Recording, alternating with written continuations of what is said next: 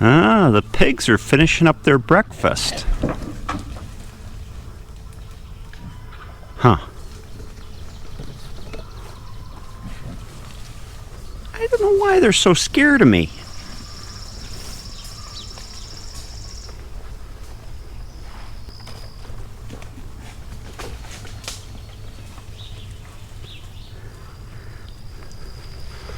Hi, guys.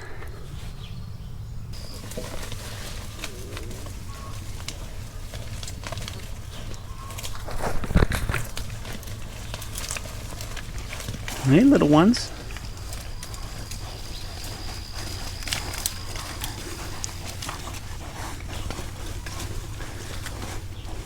I'm not such a big bad guy.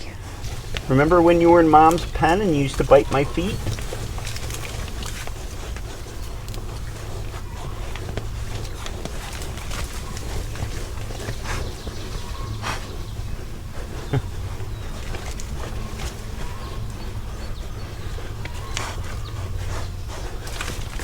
I'm trying a new tactic with the piglets. Instead of yelling at them, run, run, run, I'm getting down to their level and being nice to them.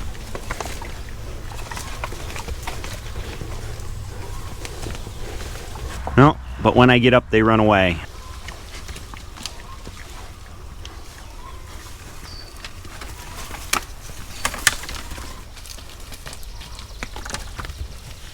Good morning, I'm Pete and welcome to Just a Few Acres Farm. It is a beautiful day. The air this morning has that smell in it, and no, it's not manure, it's that fresh kind of, I can't describe it, it's the August smell of air in the morning when there's a lot of dew on the grass.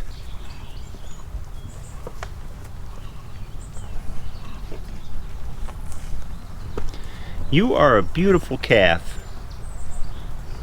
Good morning, bulls. All bulls really want in life is a good scratch and a few females once in a while. Oh man, now I got everybody upset.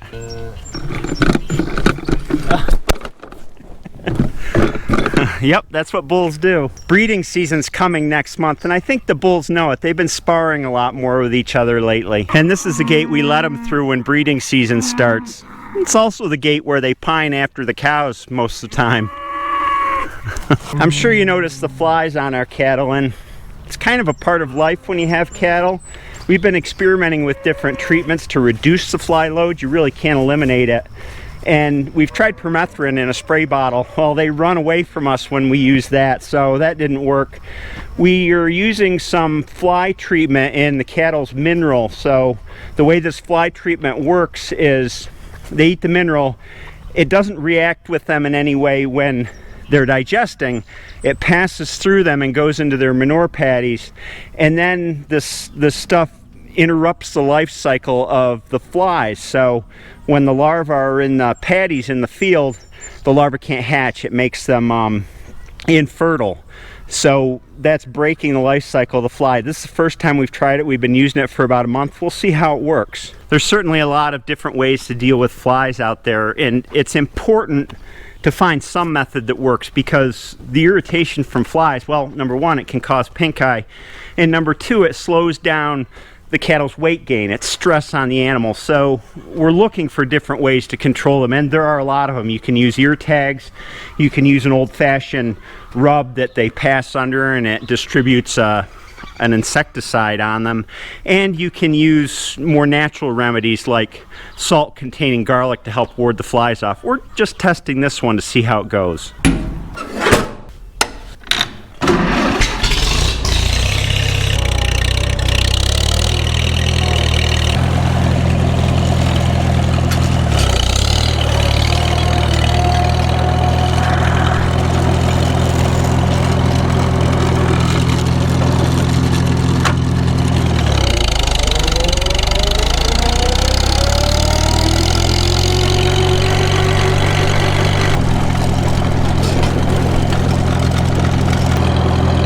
This is my neighbor, the soybean farmer's field, and I come down by the road and come into the bottom of our property this way.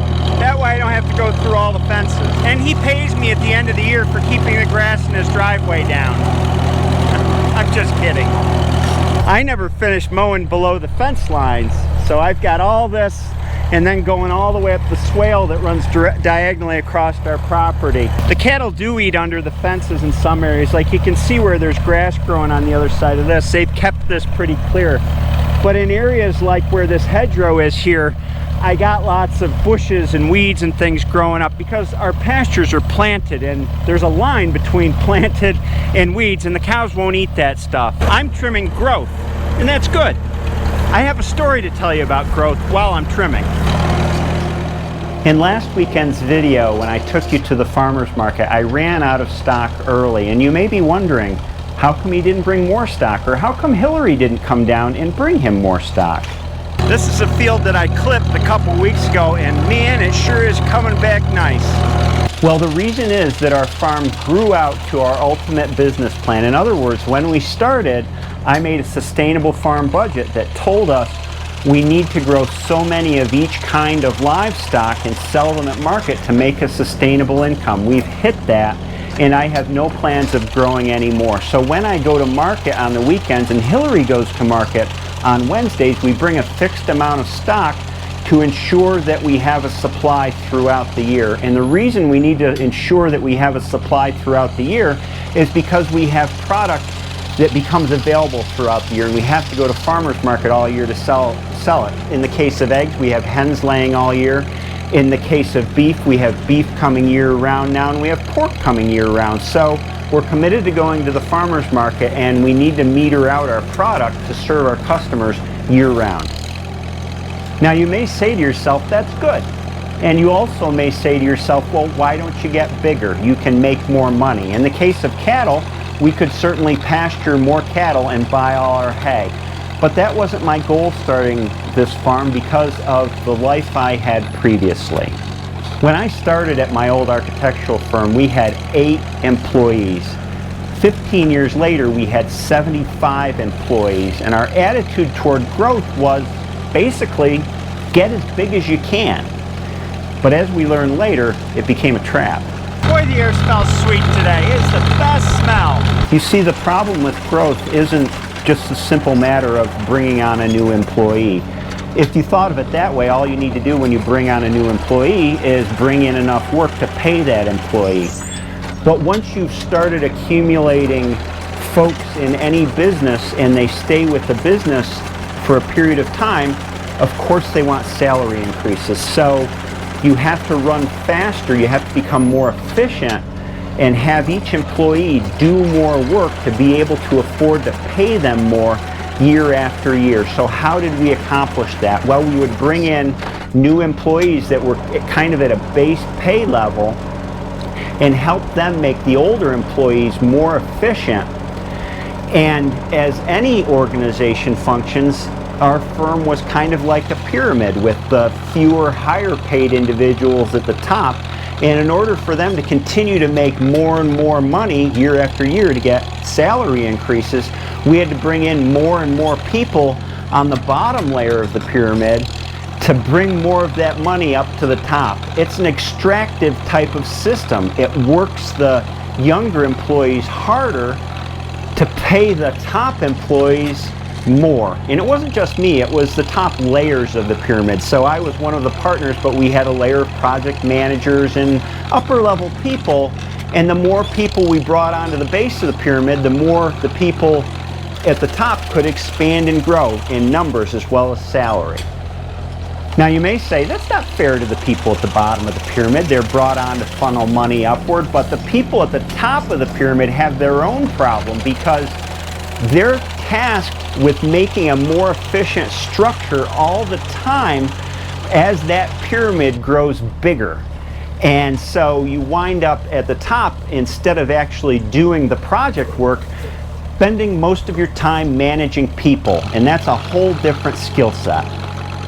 And I was getting more and more stressed out because we had to maximize our output and run faster and faster on the treadmill with no end in sight. And that's the basic story that applies across the whole entire world when it comes to growth and efficiency. As the population of our world grows, we need to become more efficient at what we do to provide for everyone. I wanted to step off that treadmill because it's not just about having more and more and more stuff, but it's about the quality of life that you experience and the quality of the work you do. And I had seen that growth impacted our firm negatively in a lot of ways. Even though it provided for more people, the business itself was not as fun and rewarding as it used to be. I left the firm for many reasons, and one of them was I wanted to see and test whether a meaningful existence and occupation could be had without always having to grow, get bigger, increase sales, and provide for my family without getting back on the treadmill. So what I did, fresh off my job and stinging from my experience there, is when we started our farm, we grew test batches of our animals the first year, sold them, figured out exactly how much the profit was per animal, and then I sat down and made a spreadsheet that said, all right, we need to grow this many chickens, this many pigs, this many cattle to have a sustainable income for our family. This fence is fine because it's between two grazing fields. It's at the edge of a grazing field where the weeds grow up. And from there, it was a matter of growing out to that income. So it took us about 5 or 6 years to expand our farm enough to meet my family's financial needs. And from there, purposefully, we're staying at the level that's our sustainable income. There are a couple problems with this scenario, though. Number one, it's not the American way, right?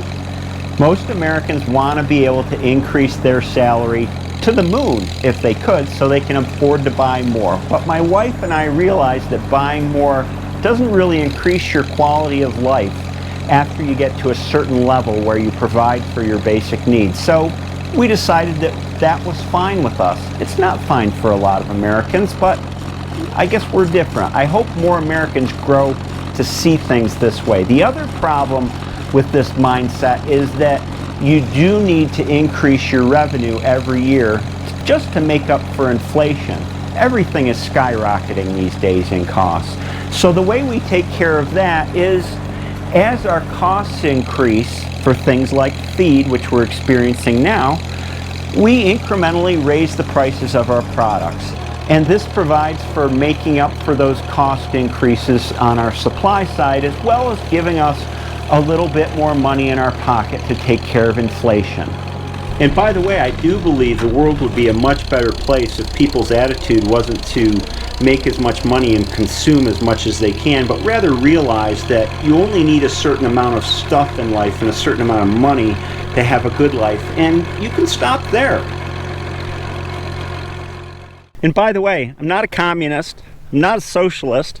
In fact, I'm a die-hard capitalist because I love the possibilities that capitalism can bring to the individual, but there are excesses that can go with it. Oh no, it is that time of day. Yep, we're gonna get yelled at. You guys are incorrigible. Hi, Prudence. How are you?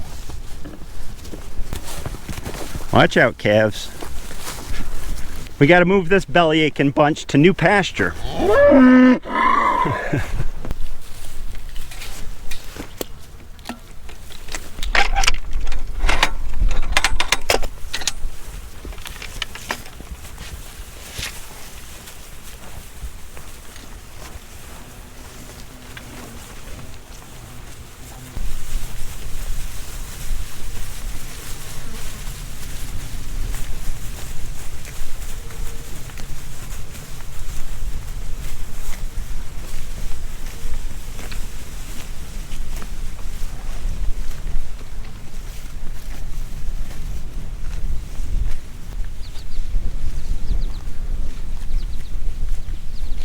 Now we got to move the back fence over.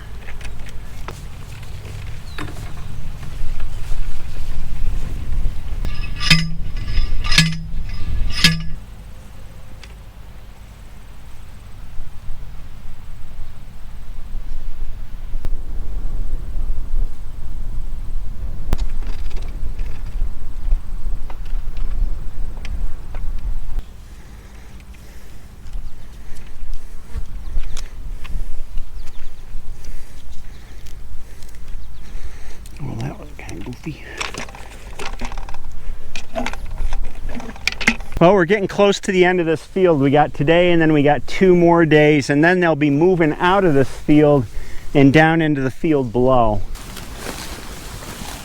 I wonder why they call it mop grazing.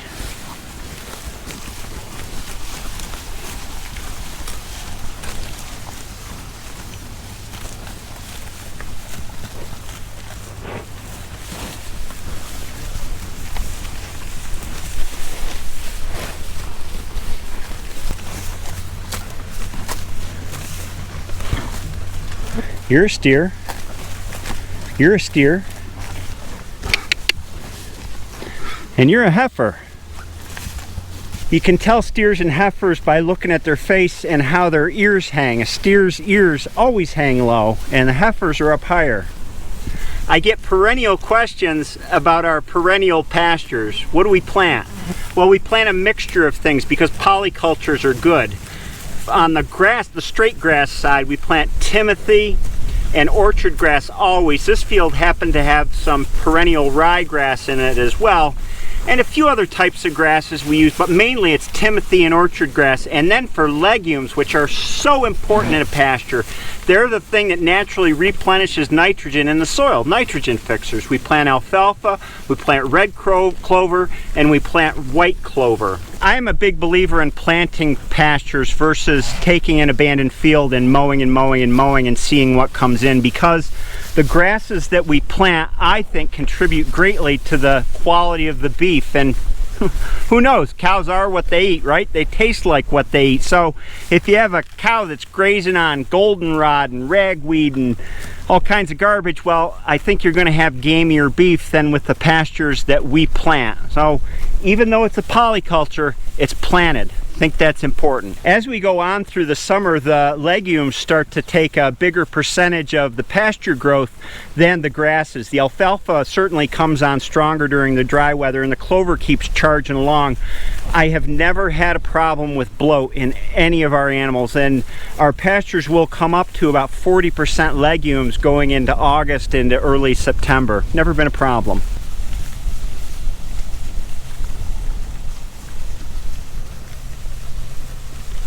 You may have noticed in the course of this video that I wore several college t-shirts.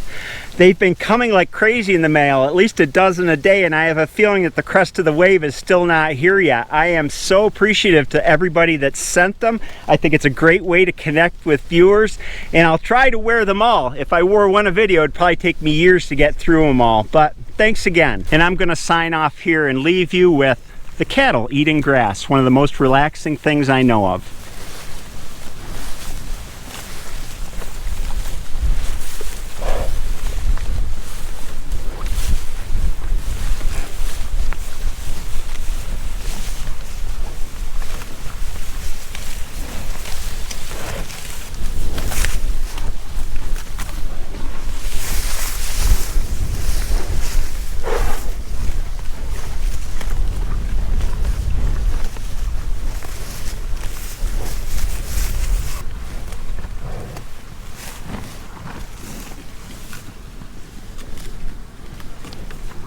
You're a steer.